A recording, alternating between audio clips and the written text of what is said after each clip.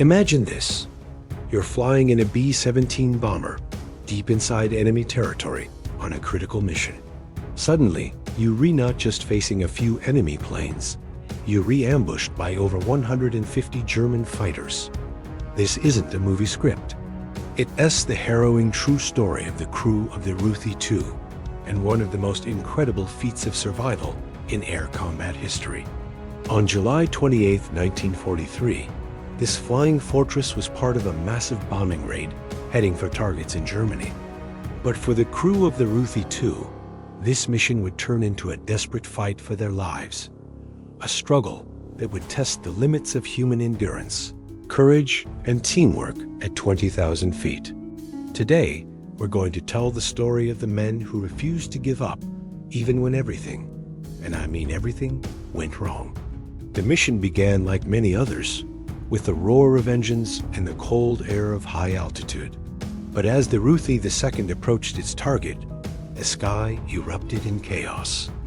A swarm of Focke-Wulf 190s descended upon the bomber formation, and the Ruthie II found itself in the eye of the storm. Cannon shells tore through the fuselage. The cockpit glass shattered, and a shell exploded, mortally wounding the lead pilot, Captain Robert Campbell. With a severe head injury, Campbell slumped over the controls. The massive B-17 lurched violently, dropping out of formation and into a terrifying, uncontrolled dive.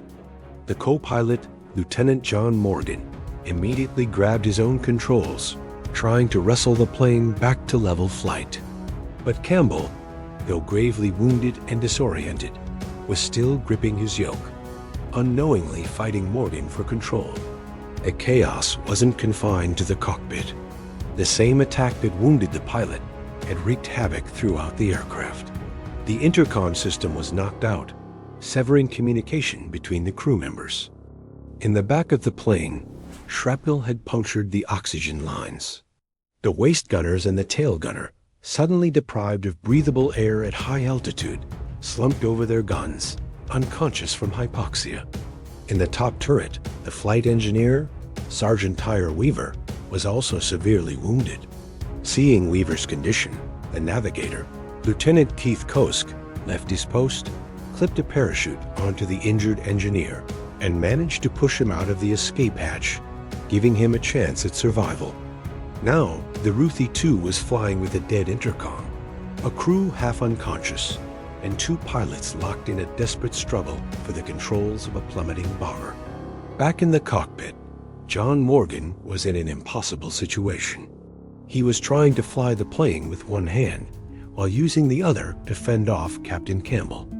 The wounded pilot, in a state of delirium, was not just holding the controls. He was actively fighting Morgan, even throwing punches, believing he was still in combat. For what felt like an eternity, the two men struggled.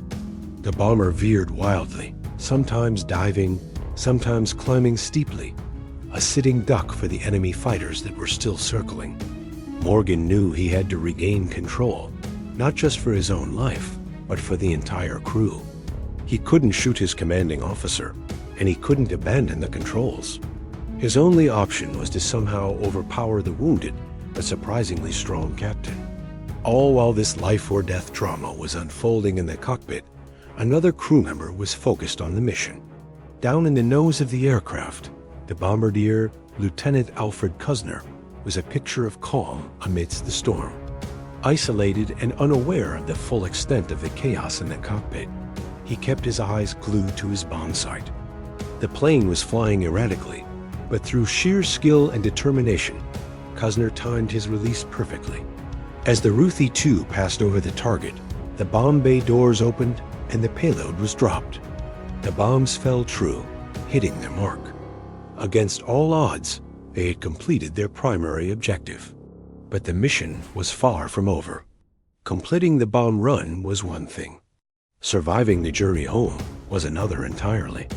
The plane was still deep in enemy airspace, heavily damaged, and flying with a co-pilot who was single-handedly trying to manage a full-blown crisis. With the bombs gone, John Morgan knew his first priority was to get the plane under control and head for home. The struggle with Captain Campbell was exhausting him. He had to end it. Using all his strength, Morgan wrapped his arms around Campbell, pinning him against the seat. He managed to finally break Campbell's grip on the control yoke. With both hands now free, Morgan took full command of the battered B-17. He leveled the aircraft and began the long, perilous flight back toward England. The danger wasn't over. He still had to fly through flak batteries and the constant threat of more fighter attacks. The plane was a wreck, the crew was incapacitated, and he was flying it all alone. As Morgan piloted the Ruthie 2 westward, the oxygen-deprived gunners in the rear of the plane slowly began to regain consciousness as the aircraft descended to a lower altitude. They awoke to a scene of devastation, but were alive.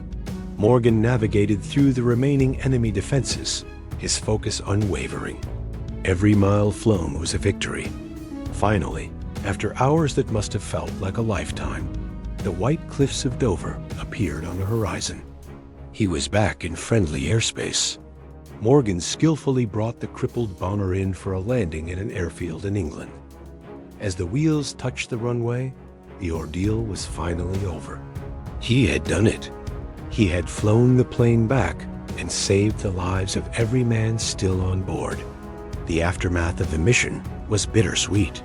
The ground crew was astonished to see the condition of the Ruthie 2 and hear the story of what had transpired. Tragically, Captain Robert Campbell, the pilot who had been so grievously wounded, succumbed to his injuries an hour after landing. He had held on just long enough to get his crew home. Sergeant Tyre Weaver, the engineer who had been pushed out of the plane, survived his bailout. He was captured and spent the rest of the war as a prisoner of war, but he lived. And what about the man who held it all together? For his extraordinary courage, his refusal to give up in an impossible situation, and for single-handedly flying the bomber back to safety, Lieutenant John Morgan was awarded the Medal of Honor, the United States' highest military decoration. The story of the Ruthie II is a powerful testament to the bravery and resilience of the airmen of World War II. It's a story of chaos and control, of sacrifice and survival. John Morgan's actions that day were nothing short of superhuman. Faced with a series of cascading failures that should have doomed the aircraft, he kept his composure, made impossible decisions, and flew his crew to safety. It's a reminder that heroes are often ordinary people who, when faced with extraordinary circumstances, find a strength they never knew they had. The sky over Europe was a brutal theater of war, but it was also the stage for some of the most incredible stories of heroism the world has ever seen. Thank you for watching and for joining us to honor the memory of the crew of the Ruthie 2. Their story is one of many that deserves to be told and remembered. If you found this story as incredible as we did, please hit that like button and consider subscribing for more stories of courage and history. Let us know in the comments what you think about this amazing feat of airmanship. We'll see you in the next video.